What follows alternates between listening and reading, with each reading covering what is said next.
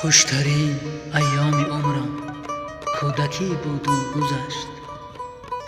دوره های کودکی بیغمی بود و گذشت. بازی های زندگی هرگاه دلگیرم کنم.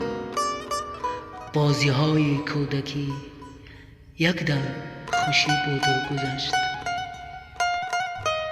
هیچگاه آگاه نبودم از غم دور و زمان. دوری کودکی و بیغمی بود و گذشت. خنده های من کنون آلوده درد و غمند. خنده های کودکی از بیغمی بود و گذشت.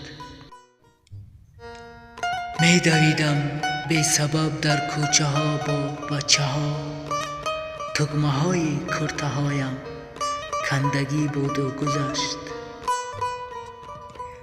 مرد سالارم زی جبری قسمتم.